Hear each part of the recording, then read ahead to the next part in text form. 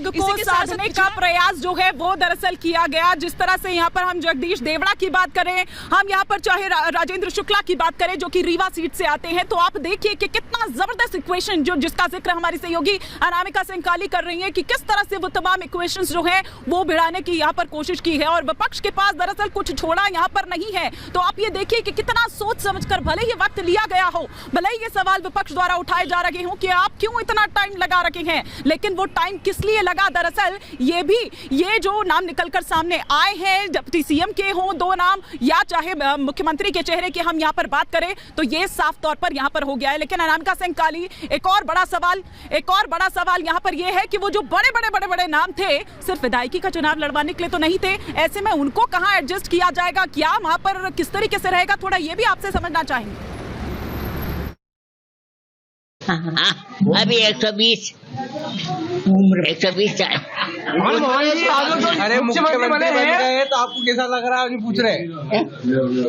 हमारे यादव साहब जो है आपके पोते हैं, आपके बेटे हैं, वो मुख्यमंत्री बने, वो कैसा लग रहा है आपको इसके बारे में? बहुत अच्छा लग रहा है, ऐसा बोलो। कैसा लग रहा है आपको मुख्यमंत्री बने, मध्य प्रदेश के सीएम बने हुए हैं? मेरे कान से सुना ही क्या? ये बोल रहे हैं कि मुख्यमंत्री बन गए मोहन जी, तो आपको कैसा लग रहा है? हाँ कैसा लग रहा है? हाँ भैया कैसा लग रहा है? अब अच्छे लग रहे।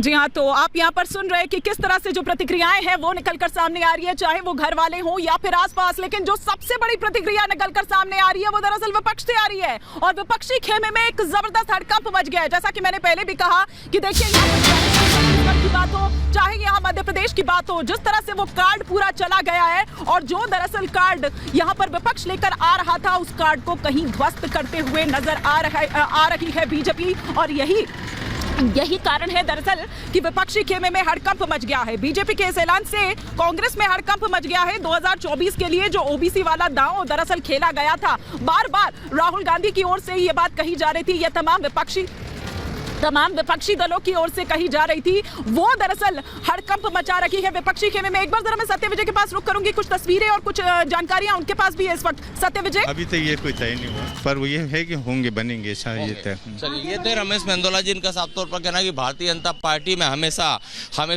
हर नेता को मौका मिलता है और इसी का नतीजा है कि रमेश मेंदोला जो मोहन यादव है उसे मुख्यमंत्री बनाया और उन्होंने बधाई भी दी नए मुख्यमंत्री के रूप में जो मोहन यादव है उनको।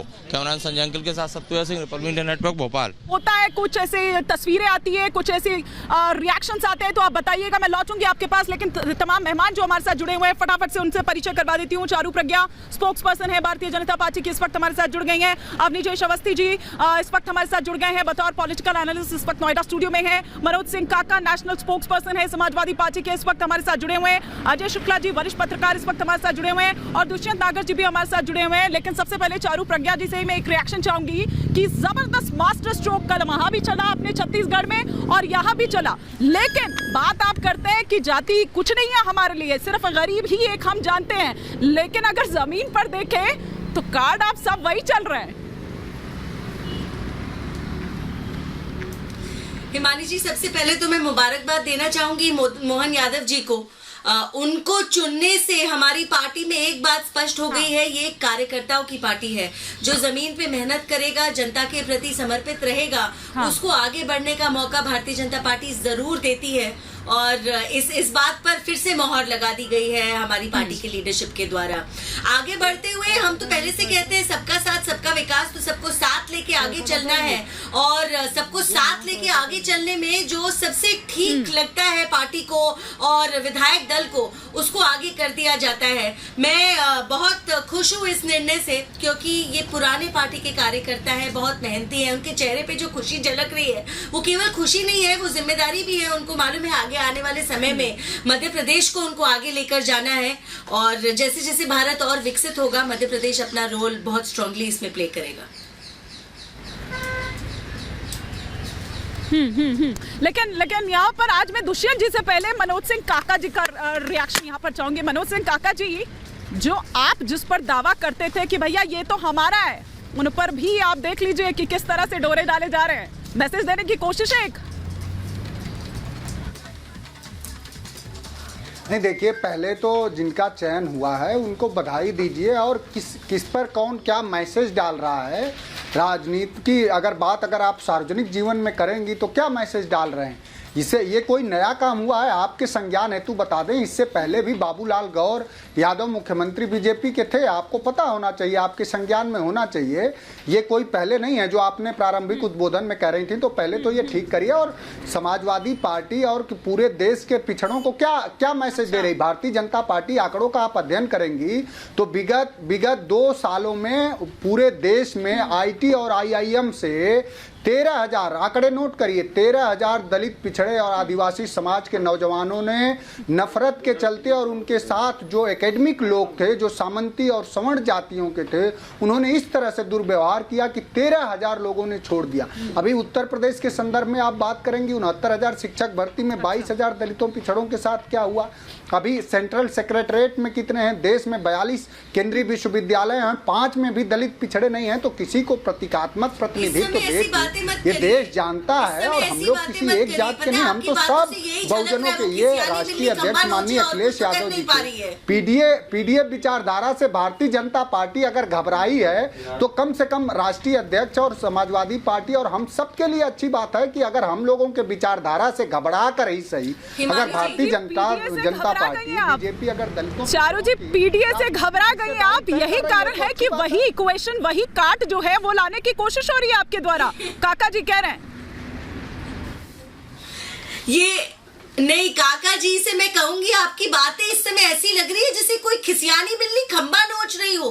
अरे देखिए, आप करते हैं जातिवाद, आपको लगता है कि एक धर्म एक जाति के आगे आपको कुछ दिखाई नहीं दे सकता, ऐसा आप चश्मा पहन के चलते हैं। हमारी पार्टी तो हमेशा से सबके साथ सबके विकास के बारे में बात करती है और काम करती है। सवाल नहीं है, मैं जो आंकड़े दिया उन आंकड़े पे बात करो ना चारू। आप बताओ ना कि 13,000 IIM से लड़के क्यों दलित पिछड़ों को छोड़ दिए? आप बताओ कि IIT बॉम्बे में एक प्रजापति समाज का लड़का क्यों आत्महत्या कर लिया? आप बताओगी? इस देश में जो हालात है, दलितों पिछड़ों को लगातार उनसे नफरत और घृणा किया जा रहा है। अभी दिल्ली विश्वविद्यालय में लक्ष्मण यादव को क्यों निकाल दिया गया? इस पर बात करो। आप किसी बच्चे की आत्महत्या को यहाँ पर राजनीतिक मुद्दा बनाना चाहते हैं तो ये शर्मनाक है। मेरे बीच में मत बोलिए, और ऐसी बातें मैं हल्के में नहीं लेती हूँ। हिमानी जी, इनका एक बार फेडर डाउन करिए। जो इंसान किसी बच्चे की आत्महत्या को राजनीतिक मुद्दा बनाना चाहता है, नेशनल टेलीविजन पर मेहमानों का रुख करती हूँ। आप एक बार बस अब जवाब दे दीजिए, फिर मैं बाकी मेहमानों का रुख करती हूँ। वो पीडीए, वो कह रहे हैं कि डर गए हैं आप। जोड़ना चाहते हैं मनोज सिंह काका कह रहे हैं कि डर गए आप लोग। देखिए, ये डर गए का डायलॉग तो सुनते सुनते मुझे बहुत समय हो गया है, क्योंकि ये डर गए हैं तो हमको कहना शुरू कर दिए थे 2017 से। तो 17 में, 19 में, 22 में और इस बार 23 में और फिर से 24 में। हर बार ये मुंह की मात इसीलिए खाते हैं क्योंकि ये ओवर कॉन्फिडेंस जातिवादी में रह जाते हैं। एक-एक करके प्लीज, एक-एक करके, हाँ, एक-एक करके प्लीज अपनी मॉरल विक्ट्री में खुश रहिए। चारू जी, बात कंप्लीट करिए, फिर मैं दुष्यंत जी का और अवनीश जी का रुख करूँ। यही सब बातें अपनी करते चाहते हैं। जी, आप चलिए। चलिए, ठीक है, दुष्यंत जी, कौन डर रहा है? अगर आंकड़ों पर आप देखिए, डरना डराना तो ये चर्चा का विषय हो सकता है, इसमें अलग अलग लोगों की राय होगी, लेकिन मैं आपसे ही पूछना चाहता हूँ, आज आपने और हमने यहाँ बहुत डिबेटें करी चुनाव के दौरान। सिंधिया जी मुख्यमंत्री के दावेदार थे, रिद्धि पाठक जी थे, कैलाश विजयवर्गीय एक क्षेत्र में, शिवराज सिंह चौहान, BD शर्मा, नरेंद्र सिंह तोमर, प्रहलाद सिंह पटेल, सबको दरकिनार कर दिया गया। पहले तो आपने बड़े बड़े चेहरे उतारे, ये चीफ मिनिस्टर के कैंडिडेट हैं, CM फेस हैं। कहाँ तक मध्य प्रदेश की यात्रा, विकास यात्रा चली है, इसको और आगे बढ़ाने की भूमिका उनकी रहेगी। कई नाम चल रहे थे, लेकिन मोहन यादव ये काम हमारे स्थानीय हमारे जो नेता हैं उनकी सहमति ये मुख्य भूमिका होती है, उसमें हमारा भूमिका कोई नहीं।